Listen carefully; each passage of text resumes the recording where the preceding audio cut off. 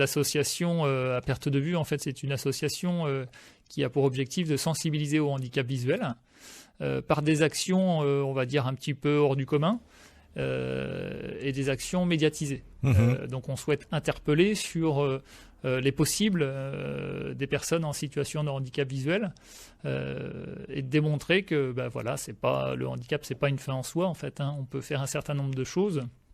Donc au quotidien, dans le milieu professionnel, en milieu scolaire, ainsi de suite. Et donc l'objectif des projets qu'on mène, c'est par des actions, comme je disais, un peu hors du commun, de dire c'est possible grâce à des outils techniques, par exemple, grâce à des stratégies de compensation qu'on a pu apprendre au long de notre parcours, ou en sollicitant aussi également de l'aide humaine, par exemple, ou de l'aide animalière. Alors vous-même, vous en êtes l'exemple typique avec ces exploits que vous faites. On va y revenir, mais j'aimerais tout de même que vous nous disiez comment est née l'association, cette association à perte de vue. Alors l'association à perte de vue, elle date un petit peu parce qu'elle a été mise en place par un ancien de mes formateurs, puis collègue et ami, Michel Point, qui avait pour projet, alors je crois que ça s'est réalisé en 2004, si j'ai bonne mémoire, de participer au Dakar en tant que copilote. C'était le premier projet. Et c'est à ce moment-là qu'ils ont fondé l'association avec le président actuel, d'ailleurs, Nicolas Richard, qui lui était pilote du 4x4. Sur le Dakar. Et malvoyant. Alors Nicolas Richard, lui, est voyant. Oui. Il avait déjà réalisé 2 Dakar à moto auparavant. Et puis Michel Point, lui, était non-voyant et copilote, donc avec des outils techniques, ce qu'on appelle braille éphémère. En parlant de projet, celui pour lequel vous avez été partie prenante, c'est ce fameux projet Uyuni.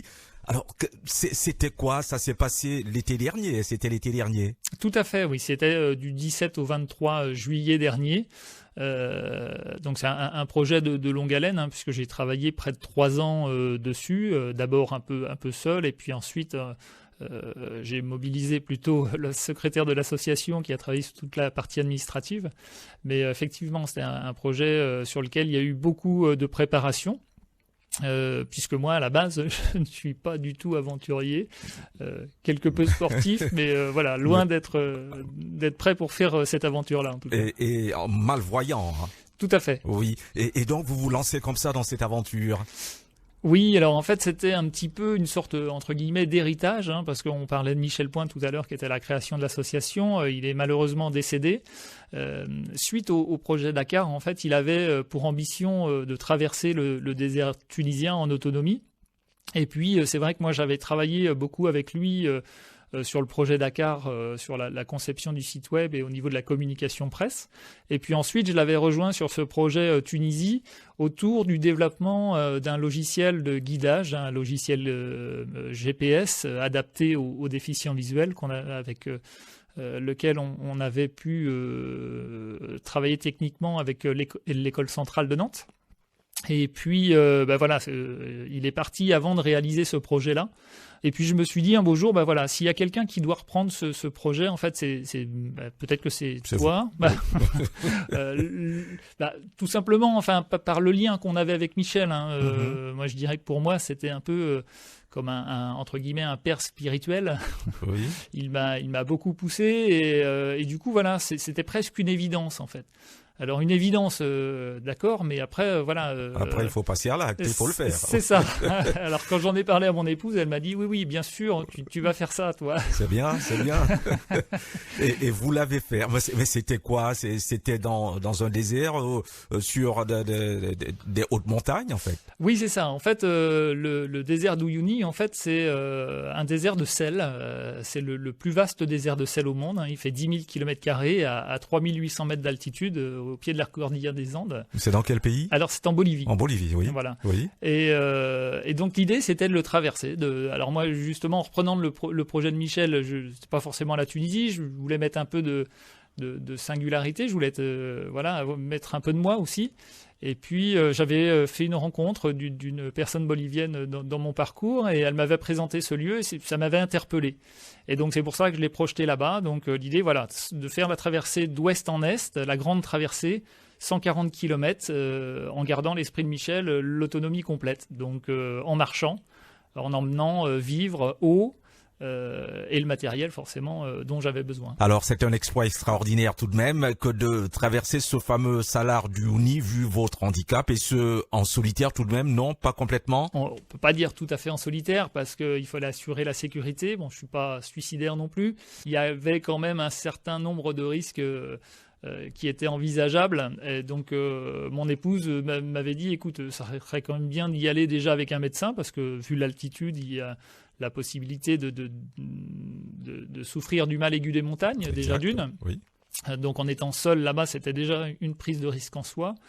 Et puis ensuite, dans mes recherches documentaires sur toute la préparation, j'avais pu remarquer différentes problématiques autour des fameux Horos del Salar, qui sont des trous en fait, des trous plus ou moins importants, plus ou moins larges, plus ou moins profonds, remplis d'eau, dont le contour est plutôt très tranchant puisque ce sont des cristaux de sel, donc il ne fallait pas se blesser avec ça.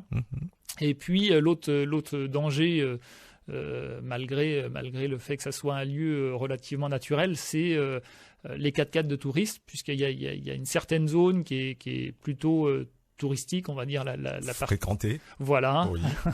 Du côté de ce qu'on appelle la Isla des Incahuasi. Donc c'est une zone où il y a des cactus millénaires qui font plusieurs dizaines de mètres de haut et qui se retrouvent en plein milieu de ce désert. Donc forcément les touristes vont sur ce lieu-là. Donc voilà, il y a une certaine circulation. Bon, c'est quand même raisonnable, mais bon, après les 4x4 roulent relativement vite. Et vu le peu de personnes, ils s'attendent pas à voir quelqu'un à pied sur ce lieu-là. Oui. Alors, c'était quoi le plus compliqué? C'était d'aller jusque là-haut ou de marcher là-haut? Alors, d'y aller, non, parce qu'en fait, je me suis fait déposer tout simplement par l'équipe d'assistance. Donc, j'ai parlé du médecin tout à l'heure, mais il y avait aussi un chauffeur de 4x4, enfin toute une équipe.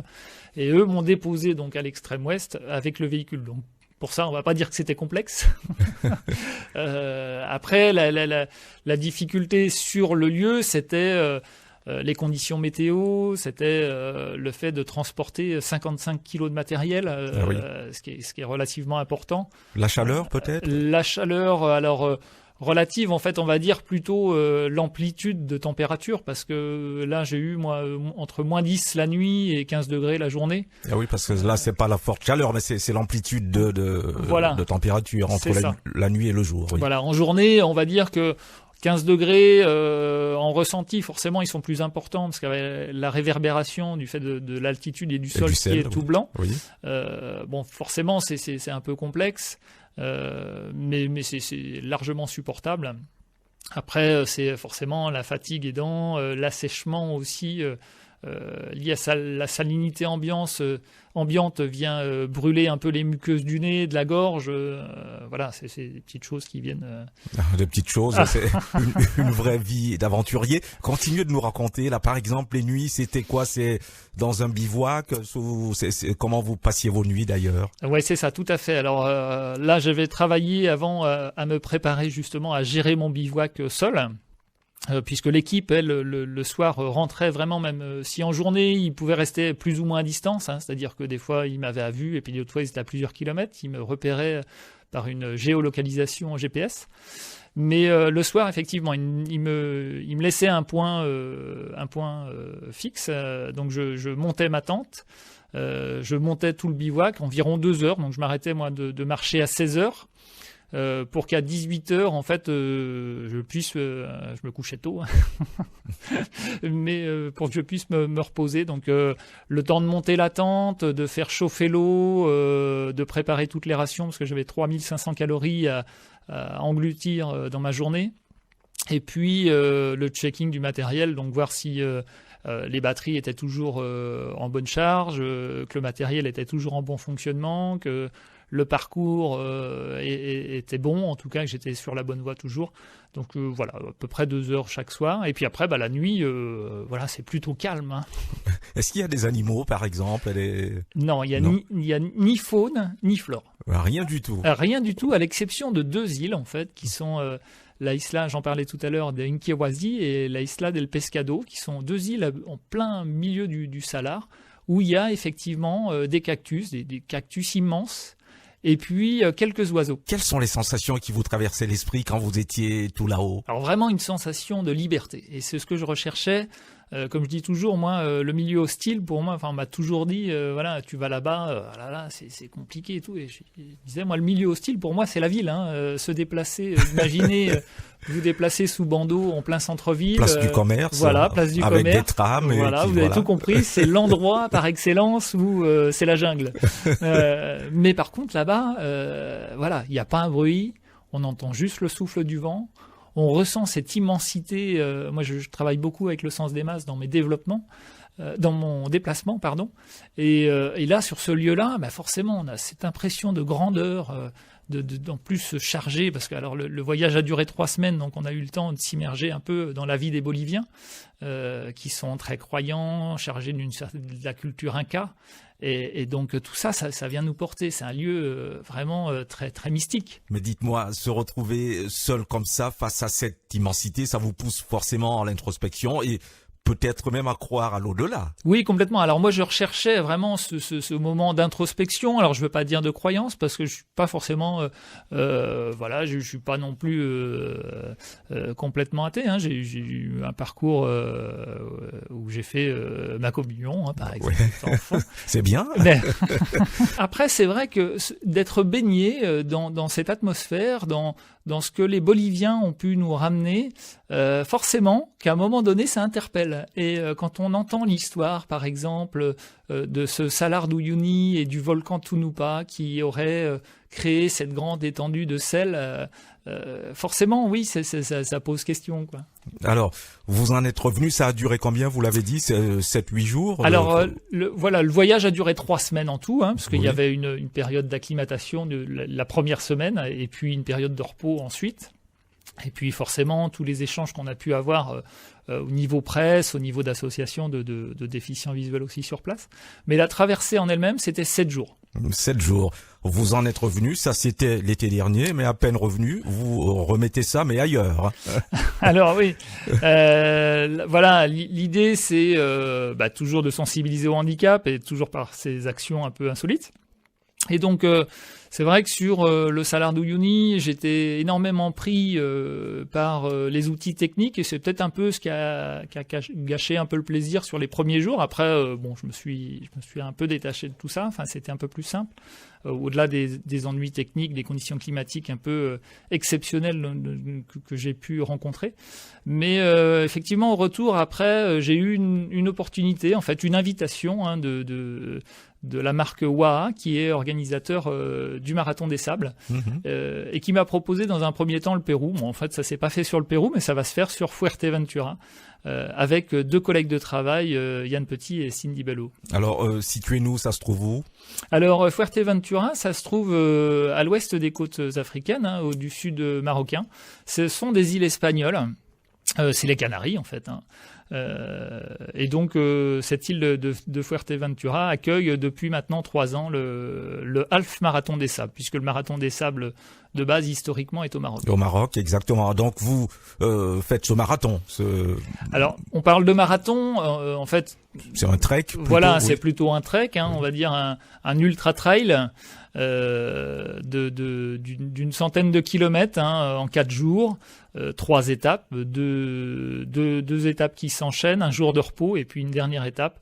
On est sur, de mémoire, là, j'ai plus les chiffres exactement en tête, mais je crois que c'est 30 km le premier jour, 45 le deuxième, et puis ça doit être 35 le dernier jour. Mais vous en êtes dans les préparatifs, là? Il y a une préparation physique à ce genre d'aventure? Alors forcément, comme sur le projet Uyuni, on part pas comme ça, hein. Il faut se préparer physiquement. Alors c'est vrai qu'avec Uyuni, j'avais 3 ans de préparation physique derrière moi. Je suis aussi licencié en handisport au Racing Club Nantais, donc j'ai pour habitude de pratiquer la marche athlétique, oui. Voilà. Et donc là, effectivement, la préparation va s'affiner un peu plus vers une marche plus technique, forcément, puisque Fuerteventura, c'est une île volcanique, donc assez cassante, caillouteuse.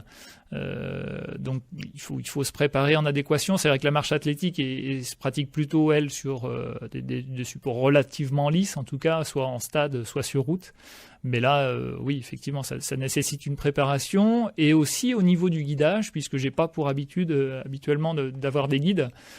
Là, sur cette aventure, les 2 personnes qui m'accompagnent ont pour mission de me guider, en fait. Le Salar d'Uyuni l'année dernière, et donc au mois de septembre, du 22 au 29 septembre, le Half Marathon des Sables de Fuerteventura sur l'île volcanique des Canaries, 100 km en 4 jours, vous allez le faire, vous êtes en plein préparatif. Alors, toutes ces actions, qu'on se comprenne bien, ont pour seul but de sensibiliser au handicap, et surtout, vous le dites souvent, pour une vision singulière du handicap qui ouvre le champ des possibles. Alors, vous êtes tout de même conscient que ce n'est pas forcément à la portée de tous, qu'on soit en situation de handicap ou non. Bien sûr, l'idée, c'est pas de dire que tout le monde doit le faire, hein, on est bien d'accord. Le fait, c'est de montrer les possibles.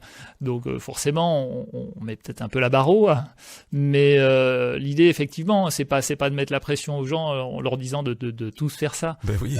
On met le curseur où on a envie de le mettre. C'est pareil pour les gens valides. Je pense que tout le monde ne fait pas non plus le marathon des sables en étant valide. Exactement. Chacun voilà, fait ce qu'il a envie de faire. Donc c'est possible comme ça au quotidien. Il y a des choses qui sont possibles en entreprise. Tiens, vous l'avez évoqué. Oui. Est-ce qu'il y a des petites choses qui peuvent se faire? Bien sûr, on peut travailler aujourd'hui. Moi, par exemple, dans mon métier, hein, je suis enseignant. Je travaille avec des supports informatiques. Aujourd'hui, sur les postes informatiques, on a des lecteurs d'écran qui vont nous donner un retour vocal de ce qu'il y a sur l'écran, ou même des retours, ce qu'on appelle braille éphémère. C'est une petite ligne de braille qui va se mettre devant notre clavier traditionnel et qui va nous afficher en braille ce qu'il y a à l'écran aussi. Donc ça, c'est pour les parties, on va dire, adaptation pour les personnes non-voyantes, mais autrement, il y a des logiciels de grossissement aussi qui vont jouer sur les contrastes, les couleurs, la taille des caractères, bien évidemment, et puis des petites choses pour repérer les pointeurs de souris, les curseurs, et ainsi de suite. Vous êtes enseignant dans quel domaine? Alors moi, je suis enseignant à la base en informatique, oui. Et puis après, j'ai élargi à l'enseignement du braille, puisque je connais le braille. Et puis maintenant, je travaille avec également de jeunes autistes, donc soit à la base plutôt déficients visuels, maintenant aussi avec des jeunes qui n'ont pas de déficience visuelle. Et vos actions de sensibilisation, alors elles sont à destination de quel public? Le grand public ou à destination des personnes en situation de handicap? Eh ben, je dirais tout le monde, puisque voilà, encore parce que la démarche n'est pas la même. Si je peux me permettre, si c'est à destination des personnes déficientes visuelles, c'est pour leur dire vous pouvez le faire, mais pour les personnes valides, est-ce qu'il y a un message particulier? Bien sûr, mais enfin le message il est valable pour tout le monde, c'est-à-dire que en fait l'action en elle-même, elle vient sensibiliser. Sensibiliser, c'est avant tout informer les gens sur ce qui est possible, sur les problématiques posées. Après, chacun se saisit de ce dont il a envie. Je pense que ça peut interpeller aussi bien des entreprises, des institutions, le grand public, des personnes comme vous et moi, mais aussi des jeunes en scolarité, des déficients visuels qui sont à différents stades dans leur avancée, dans leur cheminement autour du handicap. Et chacun peut y trouver quelque chose. Des exploits physiques où vous allez au bout de vous-même, mais qui ne sont qu'un prétexte, vous l'avez dit, pour sensibiliser à la situation des personnes handicapées et surtout pour penser la différence. Alors penser ici, vous l'écrivez P-A-N-S-E-R. Souvent je parle de penser la différence, justement, c'est essayer de la comprendre. C'est-à-dire que ce qu'on veut amener avec l'association, c'est effectivement que les gens rentrent dans une certaine réflexion et viennent échanger, donc essayent de commencer à réfléchir à se dire tiens comment il a fait pour cette aventure, pour pour s'alimenter par exemple, pour se déplacer. Et moi je dis souvent, penser la différence, c'est en quelque sorte c'est arrêter de penser nos différences, penser PAN, puisque il me semble que un certain nombre de personnes en situation de handicap veulent pas forcément être mis à la marge, ils ont envie d'être comme tout le monde. Mais moi je dirais plutôt cultivez votre différence. Aujourd'hui, on est avec handicap ou sans handicap, on est tous différents, et heureusement. Et c'est plutôt ça qu'il faut travailler, c'est-à-dire que je vois à l'institution souvent des personnes qui sont en difficulté avec l'apprentissage de la canne et qui, quand on leur met dans la main, se disent « Ah bah oui, mais là, ça fait aveugle. » Ah bah oui, mais à la fois, on en a besoin. Ben oui. Alors, certes, c'est facile à dire, assumons-le, d'accord, mais justement, expliquons, essayons de comprendre à quoi ça sert et puis travaillons avec tout le monde pour que ça soit compris et que ça soit entendu. Donc moi, j'irais plutôt vers l'échange. Après, certes, c'est difficile quand on est au début justement de son handicap et qu'on est un peu dans le refus, il faut le dire, dans le déni souvent. D'en parler, c'est pas simple.